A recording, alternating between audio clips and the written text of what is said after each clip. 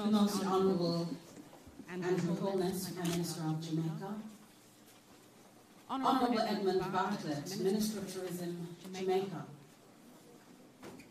Honourable Dionisio Diagula, Minister of Tourism for the Bahamas, Dr. Talib Rafai, former Secretary General, United Nations World Tourism Organization, UNWTO, members of the Diplomatic Corps, Mrs. Jennifer Griffith, Permanent Secretary in the Ministry of Tourism, Jamaica, Ambassador the Honourable Dr. Richard Bernal, Pro-Vice Chancellor, Global Affairs, here at the University of the West Indies, heads of agencies, distinguished ladies and gentlemen, members of the media, a very good morning to you. We're delighted to have you here, and the Ministry of Tourism here in Jamaica, in partnership with the University of the West Indies, is very pleased to be hosting this first Tourism Resilience Summit of the Americas. And it really forms part of the ministry's work to build resilience, not just within the Caribbean region, but globally. And particularly when we have so many challenges. This morning I was looking at our local news and CNN and just watching all of what's happening on the Carolinas, the coast, and even in right here in our neck of the woods in the Caribbean, what is happening with Isaac. And you know, there are many issues, whether it is the issue of climate change, whether it is the issue of pandemics or terrorism or cybercrime. There are many issues, and we're delighted to be here today to be able to discuss some of those issues. And the theme, Tourism Resilience through Global Synergies, I believe is all-encompassing and will allow us to assess existing and emerging disruptions which are related to tourism management, both globally and locally. And of course, we hope that at the end of the day, we will move forward with some framework for solutions, and partnerships will be forged, and we will move ahead. And at the end of the day, we will all say it was good for us to be here. I'd like to begin by introducing you to a public servant who is not only an innovator, but a very passionate steward.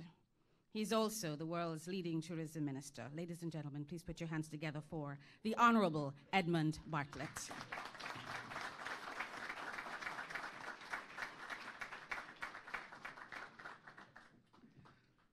She works with me.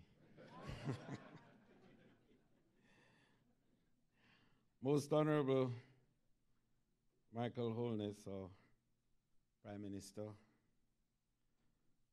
my colleague and friend, the Chairman of the Caribbean Tourism Organization, Dionisio de Aguilar. He's also the Minister of Tourism for the Bahamas. My host, co-host, and future partner in this global endeavor, His Excellency, Ambassador the Honorable Dr. Richard Bernal, the Pro-Vice Chancellor of this university with responsibility for global affairs, and he's representing the Vice Chancellor, who is a member of the board of the Global Resilience Center and is unavoidably absent today. His Excellency Dr. Talib Rafai, former Secretary General of the United Nations World Tourism Organization, and perhaps if there is a father or a grandfather, Talib,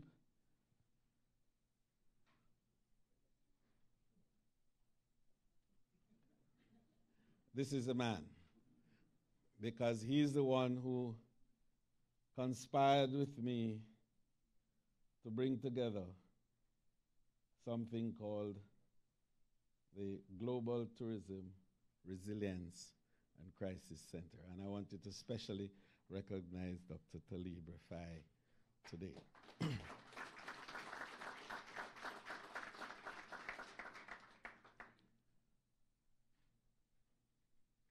And there's a gentleman I have to mention in this salutation, of course, and I should have mentioned him in collaboration, of course, with Dr. Bernal. And this is really the true host of the morning. He is the principal of the Mona campus of the UWI, Professor Weber. I want you to help me to thank him for allowing us to share his space this morning. Members of the Diplomatic Corps, distinguished partners in tourism, distinguished participants in this first ever Summit of the Americas on Tourism Resilience through Global Synergies. Potential, and I'm elevated no higher than that for now, potential members of the Board of Governors of the Global Tourism Resilience and Crisis Management Center, some of whom are here, but we're not ready to expose. Others are in all the continents of the world. All the continents of the world. Ladies and gentlemen all, this morning truly starts a new chapter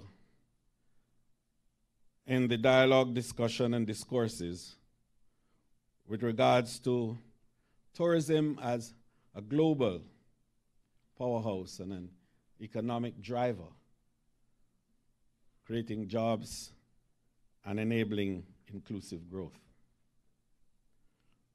This great industry, 50 years ago, 200 million people traveled across the world for touristic experiences and spent just about $450 billion. Last year, 1.2 billion people traveled for a similar purpose and spent $1.3 trillion US dollars. Here in Jamaica, 50 years ago, 400,000 people visited our shores for touristic experiences and spent 87 million US dollars. Last year, 4.3 million people visited Jamaica for touristic experiences and spent approximately 3 billion US dollars.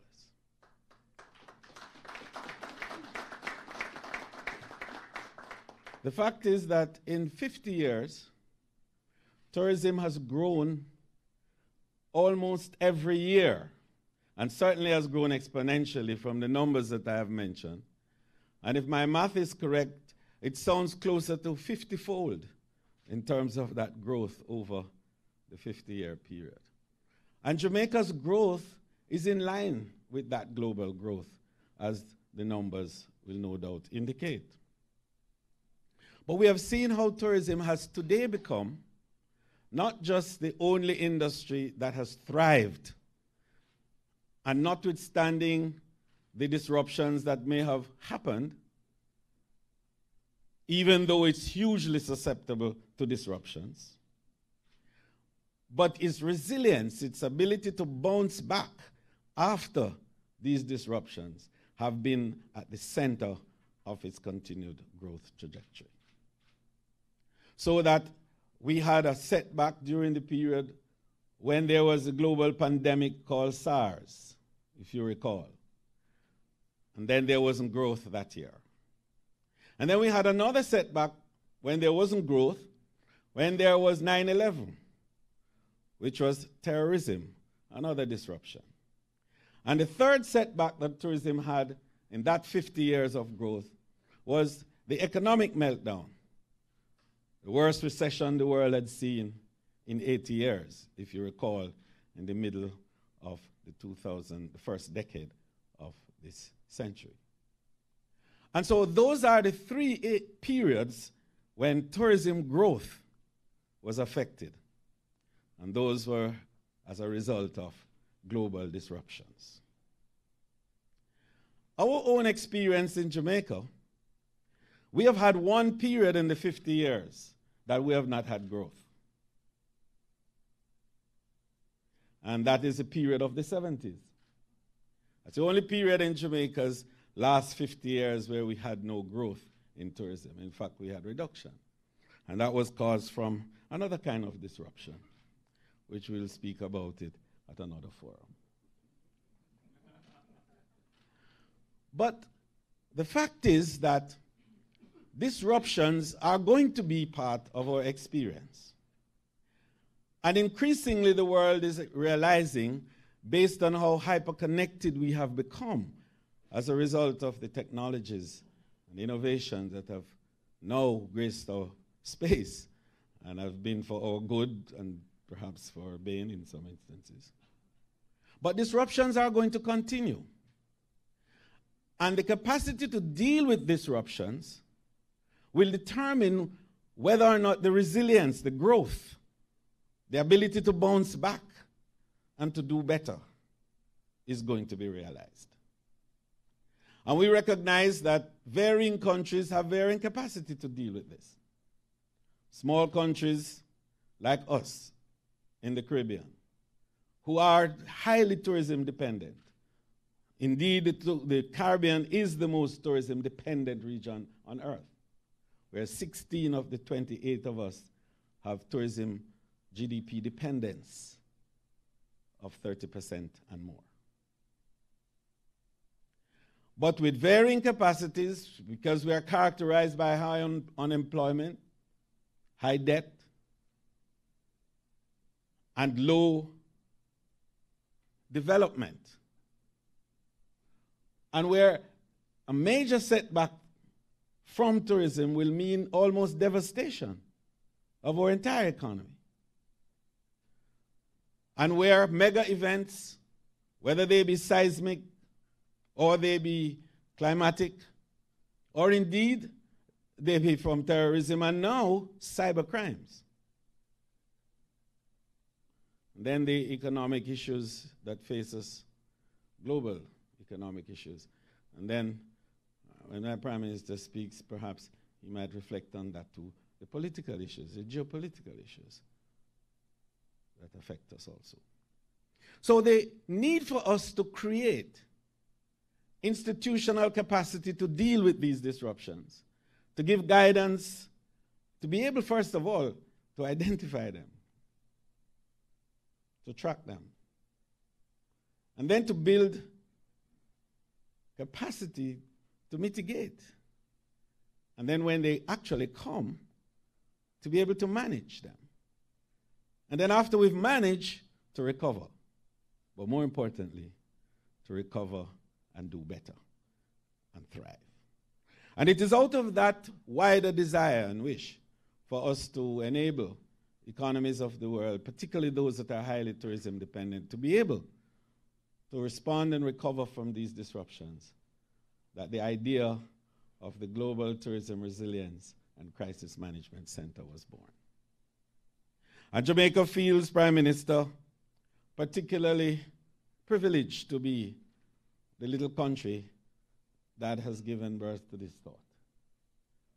And we feel even more humbled to be able to offer ourselves as the venue from which ideas and action can flow to enable small countries in particular to respond and to be able to recover and thrive after disruptions.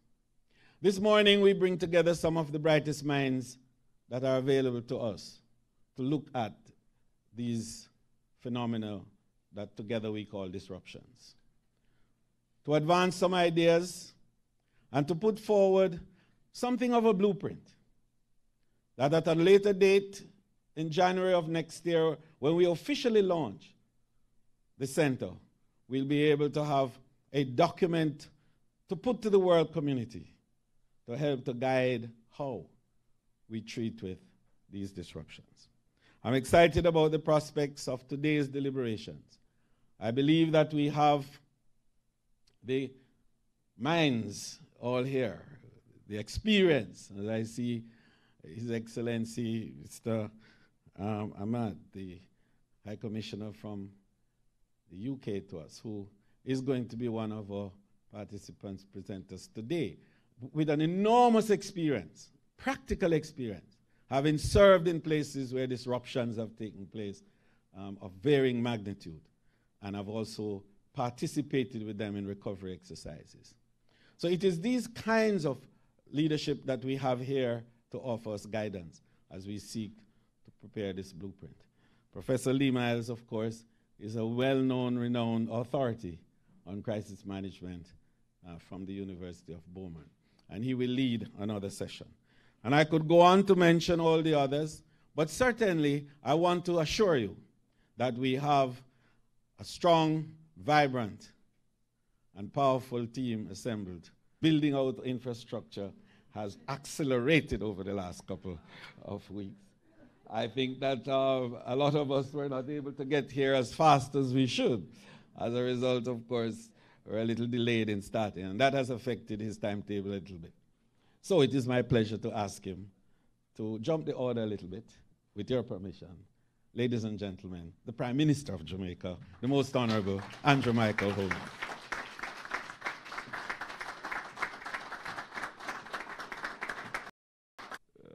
And the civil aviation of the Bahamas. My friend, my very good friend, Dr. Talib Rafai, we became very good friends last year at the conference. Said some very thought-provoking things, which, you know, and that's what good friends are for. They speak to you truthfully, and they provoke introspection. And since then, we have had serious introspection about our tourism. And indeed, this idea of the Resilience Center is partially yours. And so to see it come to fruition, I'm very happy for the friendship that we have struck up. And I'm very happy to see you again in Jamaica. Oh, and you know, just for the record, you're always welcome. Let me acknowledge Professor Lee Miles, Professor of Crisis Management from Bournemouth University in England, heads of diplomatic missions and international organizations. I see in the audience, let me make sure I'm not seeing her anymore, but let me recognize her. The Honorable Attorney General, Marlene Malahoo Fort. Oh, Marlene, there you are. Members of Parliament, including our opposition spokesman on national security, Fitz Jackson, permanent secretaries and heads of public agencies, the principal of the University of the West Indies, Dr. Dale Weber, Ambassador Dr. Richard Bernal, Pro Vice Chancellor, Global Affairs, UWI Mona, other members of the University of the West Indies and academia, distinguished ladies and gentlemen, all members of the media, it is truly a good morning to be here. Let me first take this opportunity to formally welcome you to the University of the West Indies Regional Headquarters. I'm very pleased that this prestigious venue has been selected to hold this important summit, which will redound to the benefit of our entire region. This year's summit, which is under the theme Tourism Resilience Through Global Synergies, represents precisely the nature of tourism. Tourism has long been one of the most resilient industries, not just for Jamaica, but also the wider Caribbean and the world. Each year, millions of visitors are welcomed to our shores, where they enjoy all that the island has to offer, while experiencing firsthand the internationally acclaimed warm hospitality. For many countries, the tourism industry is a national treasure and a central feature of many of our economies. The Caribbean and the Americas remain the most tourism-dependent region in the world, with tourism being the single largest generator of foreign exchange in 16 of 28 countries in the Caribbean. The region has a higher proportion of total employment and percentage of GDP derived from tourism than any other region in the world.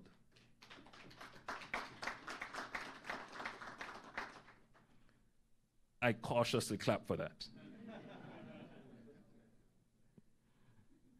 And I guess what we're doing is to make sure that we can confidently clap for that.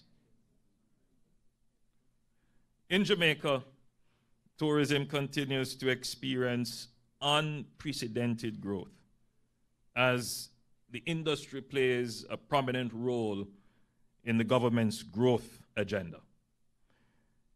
For the period January to August 2018, Jamaica recorded 2,955,007 visitor arrivals. You see, we count it down to the person. That's how important it is to us. This represents a 4.7% increase over the corresponding period last year. Estimated gross foreign exchange earnings for January to July 2018 were estimated at $1.93 billion, up 6.3% over the same period last year. Despite these favorable statistics, the tourism industry remains one of the most vulnerable industries. Tourism is vulnerable not only to natural disasters, but also to man-made disasters, as well as a series of other external shocks. Some of the main threats to the tourism sector include climate change, epidemics and pandemics, cybercrime, and political instability and terrorism. Today, September 13th, we recall Hurricane Irma and Maria. In fact, Hurricane Irma dissipated today, last year, which affected a number of countries. Hurricane Irma, which is calculated to be the 5th costliest tropical cyclone on record, wrought damage in the amount of approximately $64.76 billion US dollars, and inflicted tremendous damage to several tourism-dependent countries of the region. Hurricane Maria, which developed only a few days after Irma dissipated, is on record to be the 3rd costliest tropical cyclone and resulted in damage in the amount of $91.61 billion US dollars and affected some of our much cherished tourism destinations. Thank God, Jamaica was spared. But we have had our own share of damage from tropical cyclones: Matthew, Sandy, Dean, Ivan, and of course, Hurricane Gilbert, which happened right about this time. So, you know, you will never see these names emerging as names of our children. Maybe after the storm. Which there were quite a few children named Gilbert afterwards. Tropical cyclones are not the only threats. The threat of epidemics and pandemics has been a serious terror attack, can cause significant damage to a destination's attractiveness and overall appeal. It can divert itineraries from the affected destinations, undermine future travel, and destabilize the affected country's economy. Safety is a crucial factor in the choice of holiday destinations. It has been found that close to half of tourists now have serious safety and security concerns. and that 2/3 said they would only travel to international destinations that they perceive as being safe. So for Jamaica, it's not just sun, sea, and sand. It is also safety and security. So, Minister, we are now at 5 S's.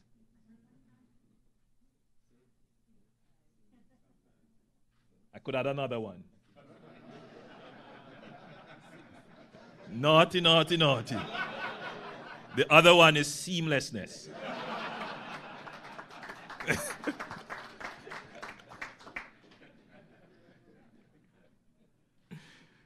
Another threat in the arena, in the area of tourism, is that of technology. The digital space has become a marketplace for the tourism industry. This means destination research, bookings, reservations, room service, vacation shopping are all conducted online. Security no longer means protecting tourists against physical threats alone, but it also means protecting people against cyber threats, internet fraud, and identity theft, among other things. Therefore, while the tourism sector in the region has traditionally been very resilient and remains one of the most valuable contributors to job creation, poverty alleviation, investments, export revenues, GDP, and to economic livelihoods of millions of citizens, the balance can be easily disturbed by a wide range of risks and threats. In light of the various threats discussed and the ever-present risks, I'm pleased to endorse the establishment of a Global Resilience and Crisis Management Center to be housed at the University of the West Indies Mona campus.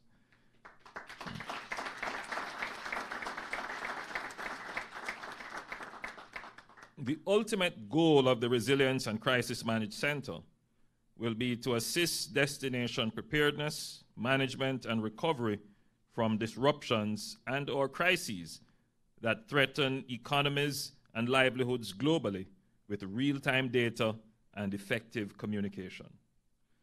It is being designed to help vulnerable states to recover quickly from natural disasters and is currently endorsed by the World Bank, the Inter-America Development Bank, the Caribbean Hotel and Tourism Association, the Caribbean Tourism Organization, along with several overseas universities.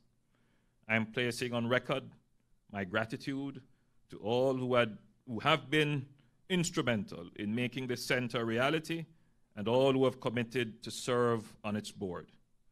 Ladies and gentlemen, we have accepted the imperative that we must enhance our adaptive capacity and strengthen our resilience. We know that in order to survive, we must recognize our vulnerabilities and peculiarities and integrate adaptation into our development in all areas, whether agriculture, energy, land use, transportation, water supply, health and infrastructure, to ensure our sustainable development.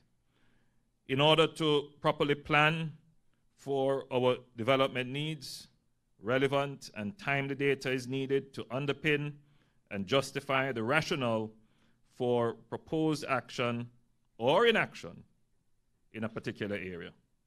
The decisions that are made must be sound so that our future is secure. Our investment and financing needs are great, and we must make the best use of our finite resources. The building of capacity, such as the Global Resilience and Crisis Management Center, is paramount to ensuring agile, coordinated, and robust decision-making, leading to focused and strategic implementation. I again reiterate the need for building our adaptive capacity as we recognize that tourists have the greatest adaptive capacity based on their spending power, their perceptions, knowledge, and time. and will therefore choose to shift their timing and destinations as a result of the information they possess. So our clients are the most resilient and the most adaptive. So we have to become resilient and adaptive to suit our clients. We must embrace the opportunity to show leadership in coherent policies so that we can overcome constraints and seize opportunities. Today's summit will speak to equally improve the resilience of the tourism industry and its tolerance to risk and to various threats. Today, I call upon each of us to commit to finding common solutions through synergies to reduce the risks and diminish the threats to our very loved and very important tourism industry. I thank you.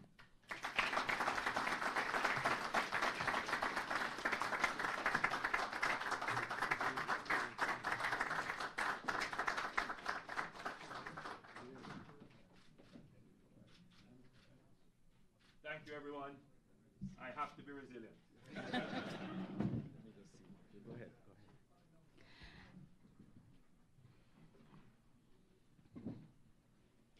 Thank you very much, Mr. Prime Minister.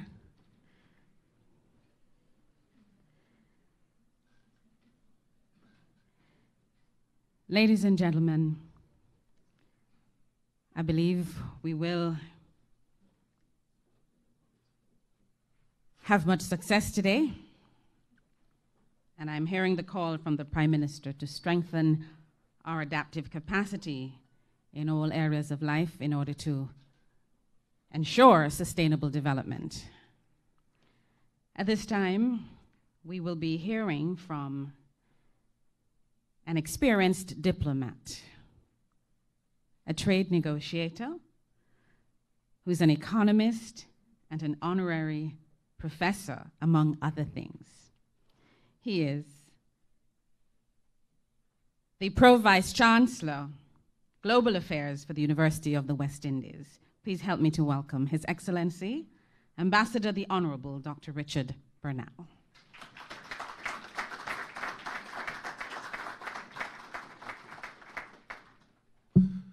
Good morning.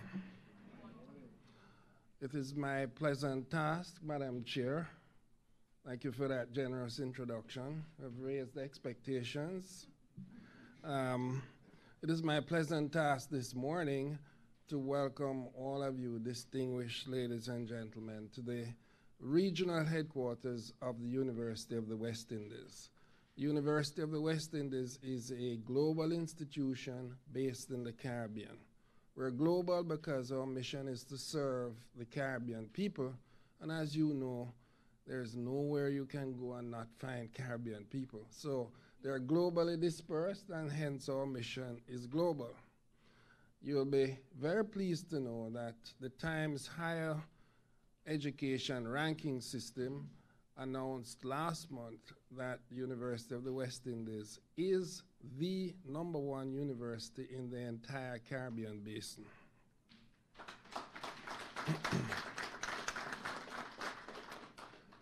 This should come as no surprise because we have produced such distinguished persons as the Honorable Andrew Holness, Prime Minister of Jamaica. Most of the current serving prime ministers have been educated here at the University of the West Indies. Permit me to, in addition to welcoming all of you to the regional headquarters and to the first summit of tourism resilience in the Americas, to acknowledge a few special persons. And I can tell you one of the reasons the Minister of Tourism of Jamaica, the Honorable Edmund Bartlett, is so distinguished is because of his timing. I was just about to praise him, and I was going to redact the batting order, and he appeared. But He is the impresario behind the conference and behind the center. He not only voted the #1 tourism minister. My only criticism of him is that we're batchmates at the University of the West Indies, and he looks so much younger than me. That's my only complaint. But he's the person that made this happen. But in passing, let me say that, you know, nothing happens without a team. And our own Dr. Lloyd Waller of the Government Department has done a tremendous amount of work here.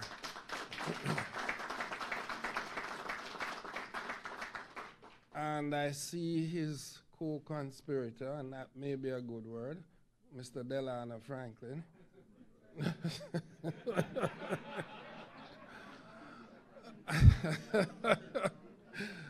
I see the opposition spokesperson on national security concurring with me. But in Jamaica, nothing happens without the leadership of women. And I want to acknowledge the permanent secretary in the ministry. I'm sure you have to keep these gentlemen in order.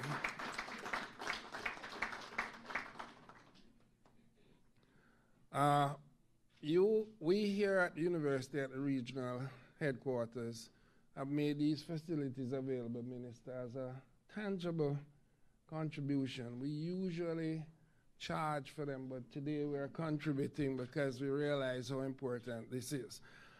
I see a number of people that I especially want to recognize as well. I see Professor Weber, the principal of the Mona campus, and I need to tell you that the Mona campus is that place across the road from here. This is the regional headquarters, the head of the university. That may be a large part of the body, but this is the head over here.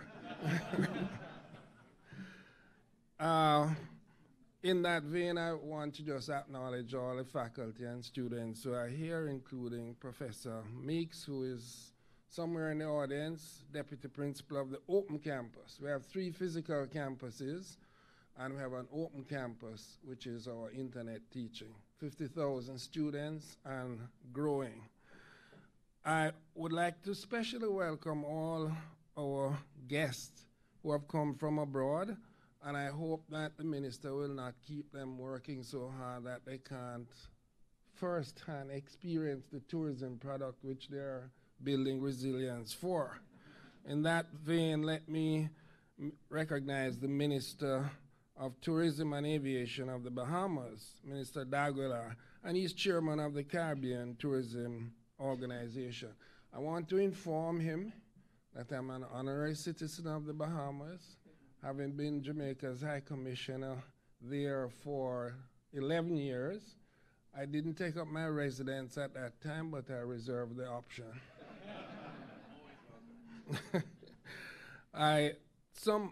Tourism is a global important industry. I don't need to tell you that, but in an important industry, the global organizations are very important, and I want to recognize Dr. Talib Rafai, former Secretary General of the United Nations World Tourism Organization, as well the former Executive Director of the World Tourism Organization.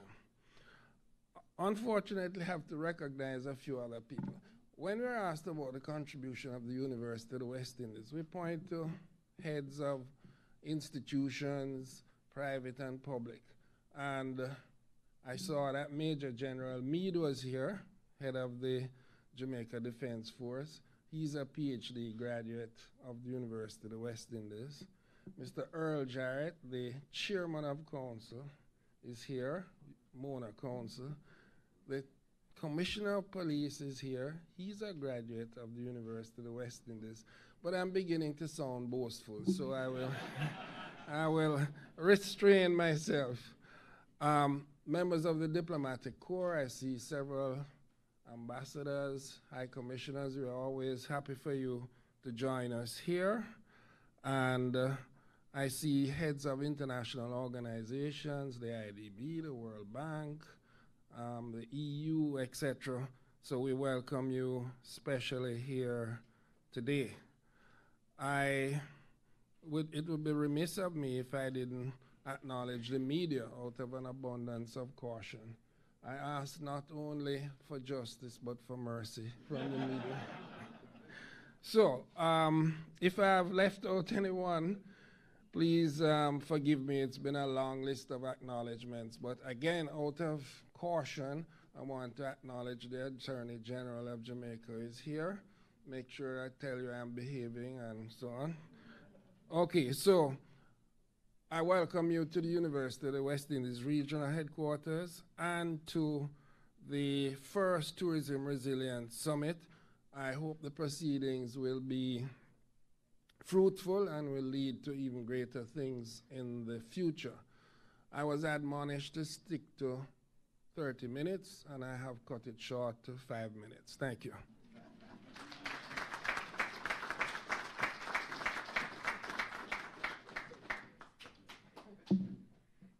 Thank you very much, Ambassador Bernal. Our next speaker, I believe that perhaps whenever he's introduced, this little bit of information is always useful, and so I'll begin there. He's a native of Nassau and president of Nassau's largest chain of self-service laundromats, Superwash Limited, and that's not a commercial. He's a collaborator, a strategist, and heads the Ministry of Tourism and Civil Aviation of the Bahamas. And more importantly, and more all-encompassing, is the fact that he is also the chairman of the CTO, the Caribbean Tourism Organization. Please give him a nice Jamaica welcome.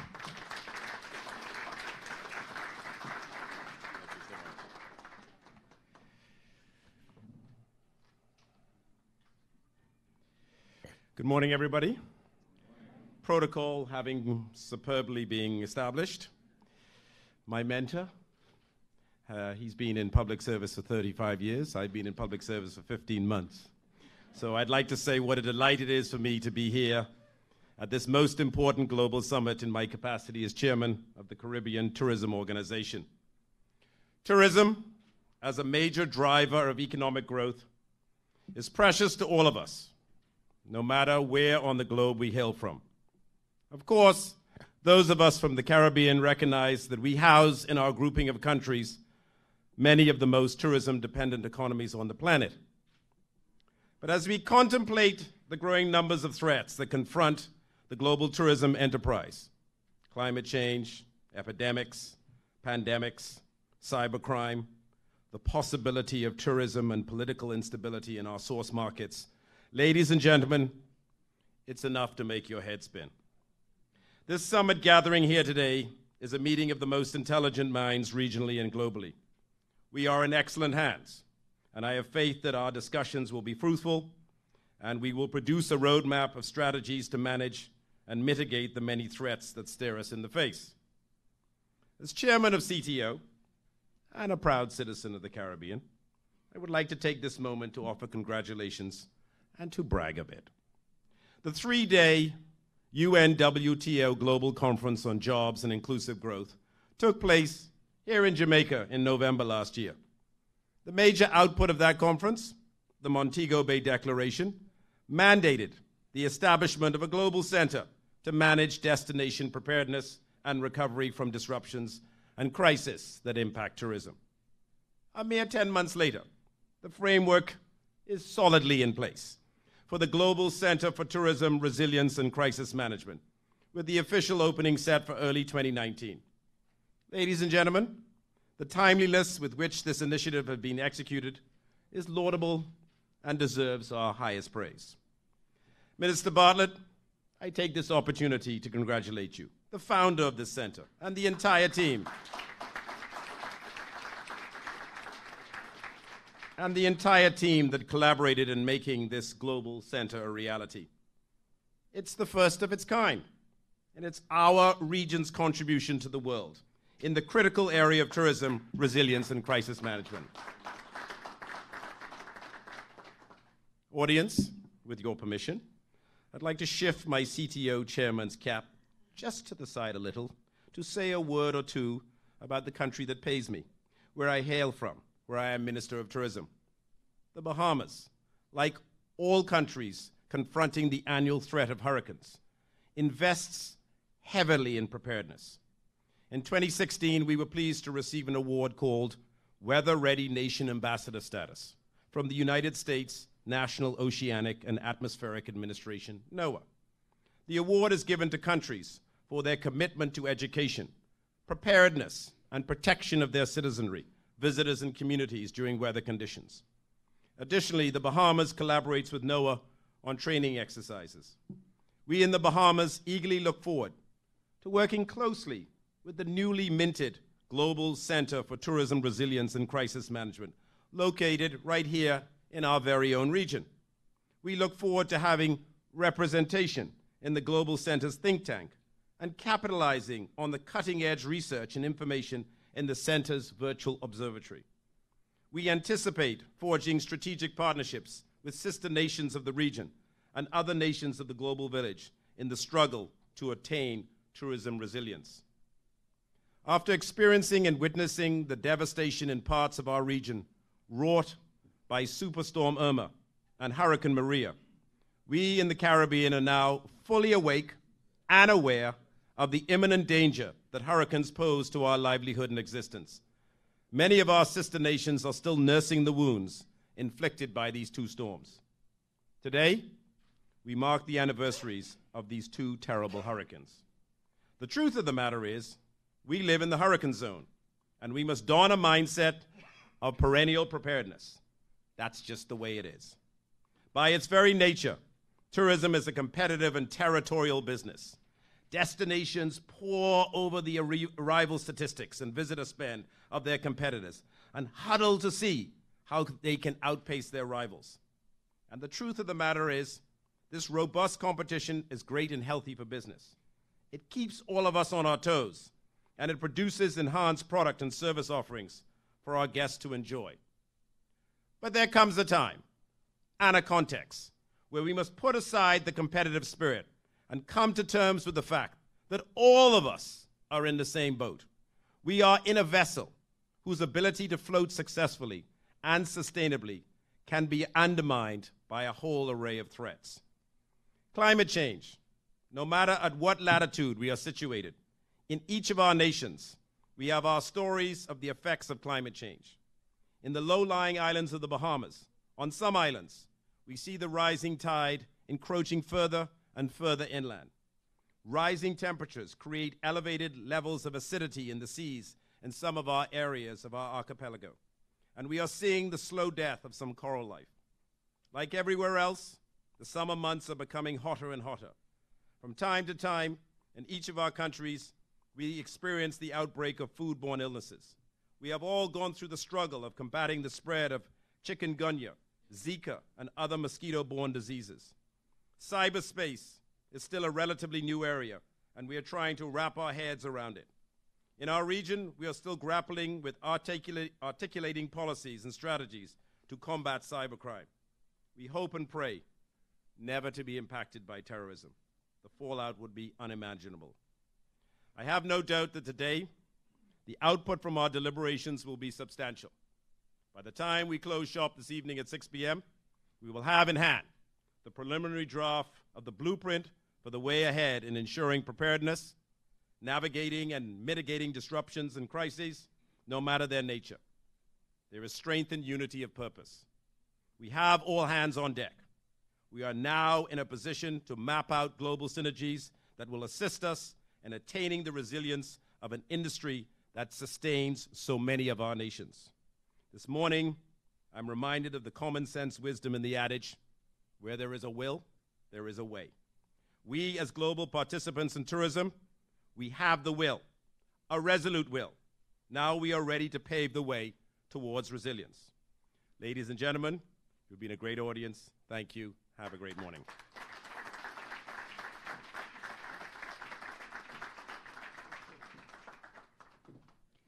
Thank you very much. Honorable Dionisio Diaguila, Minister of Tourism and Civil Aviation of the Bahamas, and also Chair of the Caribbean Tourism Organization.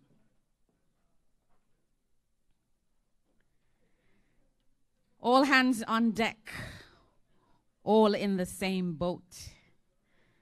And we're going to be paddling very hard today. Let's move right along in the interest of time. We have a final greeting, and then we're going to move into our coffee break. Dr. Talib Rafai is an engineer, an educator, an urban designer, and a national and international public servant.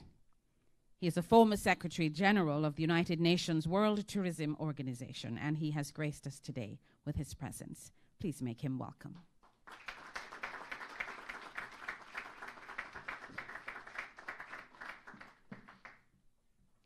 Thank you so much. Good morning, everybody. It's always very, very special to be here in Jamaica. I've been here many times, but this is my first time in Kingston.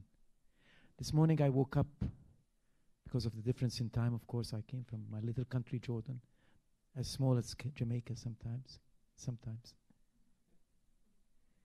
And there's an 8 hours difference in time, so I had to wake up very early. Looked from the window, I saw paradise, literally paradise. These green mountains with wonderful pinkish rooftops. But what attracted my attention mostly was the people walking around. 6 o'clock in the morning. There was a lady that was walking around a parking lot my window overlooks. And that lady was standing right here to my left. Edmund Bartlett, who described me as the grandfather. You know, as years pass by, the word grandfather sounds very correct. But if I'm grandfather, he's the Holy Father, without. Because he's brought this thing to life, without doubt. And it was the greatest idea. It will remain as a legacy for him years and years to come. I want to thank him dearly for that. He always makes me feel at home here. I wish to welcome him sometime. I did welcome him in Jordan a few months ago, together with Isabel, some other friends here. And I wish I had more time to spend with him. My dear friends, I want to mention you all one by one, particularly the minister from the Bahamas, because this combination, Jamaica-Bahamas, is such a powerful combination. That's the Caribbeans, really. The entire spectrum is here with us. Of course, you are a great community. You know that you've been spending so much time doing this. But the Caribbeans are very, very special, and you need to know them. You need to come here. I come from a part of the world. When my family heard I'm coming to Jamaica, they said, "Oh, you're going all the way for a meeting of 1-2 days? Well, I'd come here anytime, even for hours." It's a great, great region. It's a great, great combination. Wonderful people here. I boarded a plane from London coming to Jamaica, and the minute I got on that plane, it was British Airlines though, the atmosphere was different. People started to speak loud. People started to be lively, shouting, singing, talking, standing all the time. The 10 hours passed like nothing. I know you're nodding your head. You know what I mean. I traveled so much. But I felt the minute I was on that plane, I'm going to the Caribbean. That's great. Everybody was full of life, energy, even before we arrived here. Mr. Bartlett, thank you so much for inviting me. Last year in November, end of November, early December, we had a great meeting in Montego Bay, where we prepared for this meeting. And there, it was for me the grand finale, because it was my last event as Secretary General. I didn't think that I'd be here so soon. So I want to thank the Minister for bringing me back here. This is heaven, believe me, for those that are from this part of the world. Yesterday I heard the term, you take your country for granted. Yes, we do tend sometimes. But you need visitors, you need outsiders to point to you how beautiful your country is. Don't take it for granted. It's a wonderful country. Trust me, believe me in this one.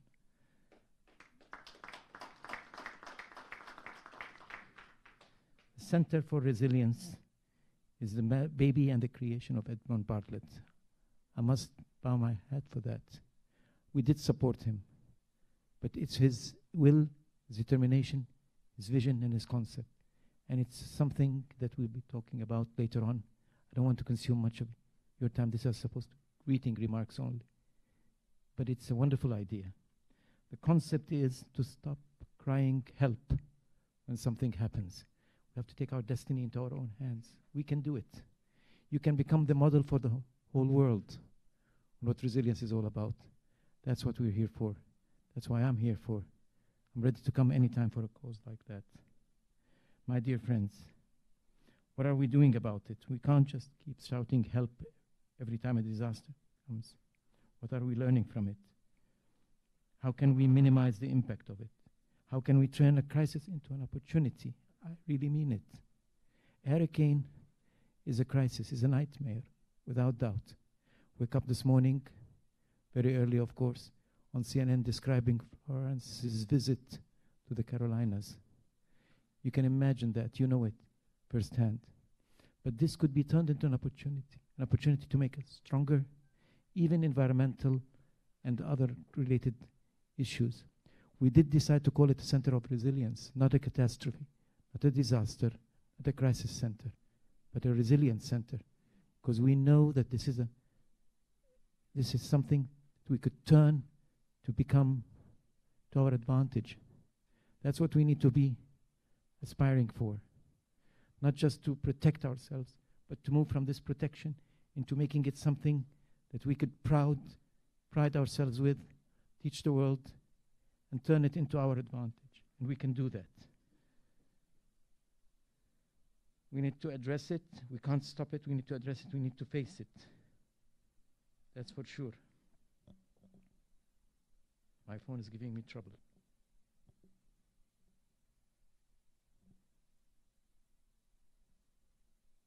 The center, I believe, should be addressing three major issues. We can talk about them in details, but it's an opportunity for me to grab these opening remarks, to share them with you.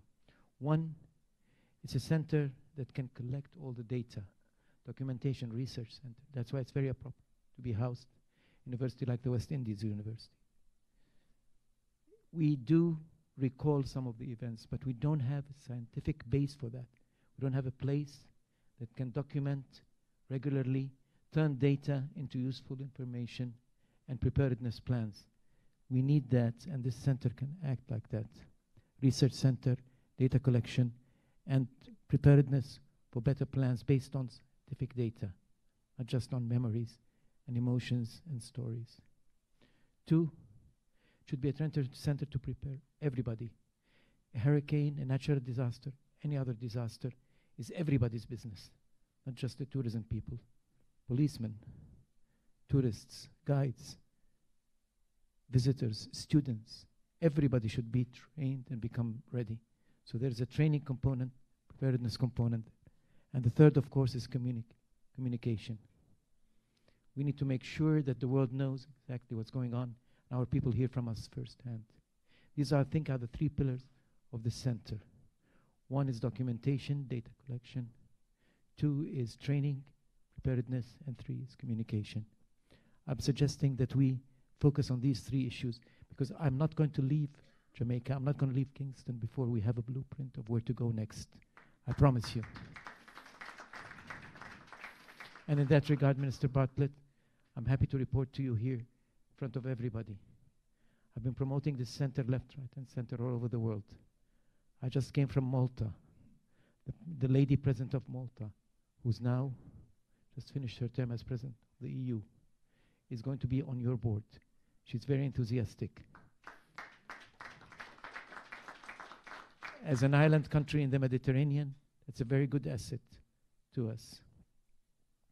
There is a group of Caribbeans in the Indian Ocean, another one in the Asian Pacific, and the third one here. The Mediterranean has been spared some of the disasters, but they have their own sets of problems as well. I also have a few names. I don't want to toss them in front of you here, but the world is looking at us, it's waiting for us to see what we're going to do. Please, let's not leave here without a clear blueprint. I thank you all for being with us this morning. I thank you for including me. Minister, thank you so much.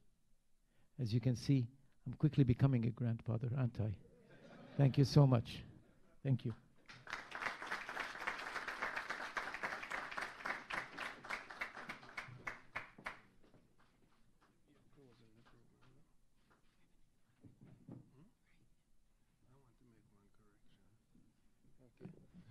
I want to make an important correction to my remarks. I was speaking about my good friend, please stand, Delano Sivright, right-hand man of the Minister of Tourism, but I call him Delano Franklin. Now, for non-Jamaicans, that's an important political distinction because he's very active in the JLP, and the person I refer to is very active in the PNP. So I want to be politically correct. Thank you very much, Ambassador. And thank you, Dr. Rafai. We've made notes, I'm sure, of those three areas: documentation, training, and communication. And I'm sure that these themes will be woven in the discussion later on today. Thank you very much. And we're always happy to have you. At this time, ladies and gentlemen, we're going to have a short coffee break. In the interest of time, we would like to keep it to 10 minutes. It is on the outside. You will be ushered. And we ask that you do not bring the little bits and pieces, your coffee break, into this room, but that you have it on the outside. 10 minutes, and we will reconvene right here. Thank you so much.